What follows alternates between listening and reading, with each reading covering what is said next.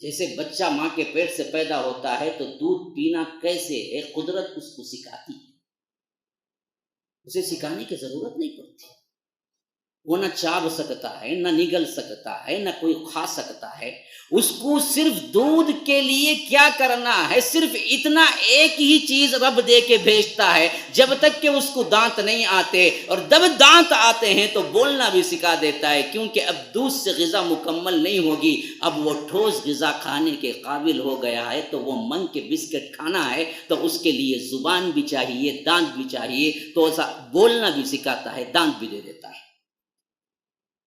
جس منزل پہ اسے بولنے کی ضرورت نہیں ہے اور جس منزل پہ اسے دان کی بھی ضرورت نہیں ہے، اس منزل پہ 1.5 سال سے 1 سال سے کم از کم آپ کو وہ مرحلہ جو 1 مہینے 1 دن سے لے کر 9 ماہ یا 10 ماہ یا 1.5 سال یا 2 سال پورے کرتا ہے، اس میں اس کے لیے کوئی اور چیز نہیں سوائے ایک چیز دیتا ہے رب، وہ رونا ہے۔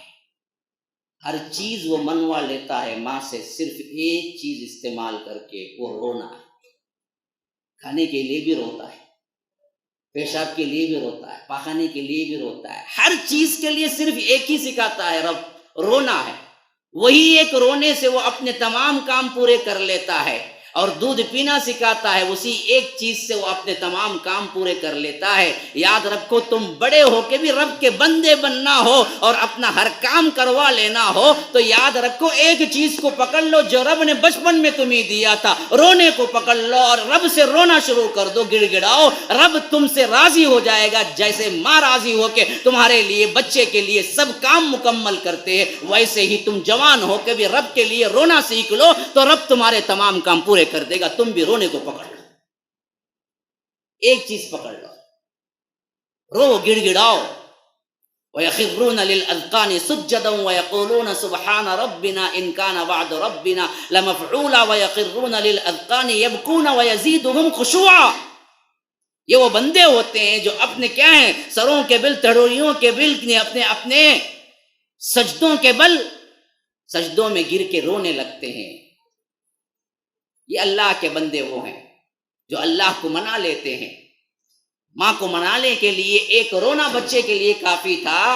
رب کو منانے کے لیے بھی ایک رونا کافی ہے۔ اگر تم رو کے گڑ گڑا کے کیا ہے رب سے مانگنے لگو، رونا تم کو آ جائے تو یاد رکھو تم نے بیڑا پار کر لیا، رب کے پاس سے تم کامیاب ہو گئے۔ اصل مسئلہ یہ ہے کہ ہم کو رونا نہیں آتا۔ جاؤ جاؤ سوچو اپنی زندگیوں میں رب کے ڈر سے اس سے پہلے کب آنسو بہائے تھے، خالی صرف رب کے ڈر سے کب رویا تھا؟ کتنے سال ہو گئے، کتنے دن ہو گئے، کتنے ماہ ہو گئے، کتنی راتیں گزر گئی جس میں صرف تم رب کے ڈر سے رویا ہو؟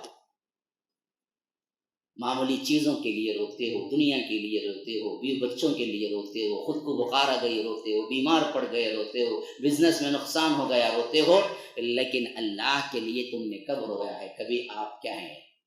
اندازہ کر کے دیکھیں۔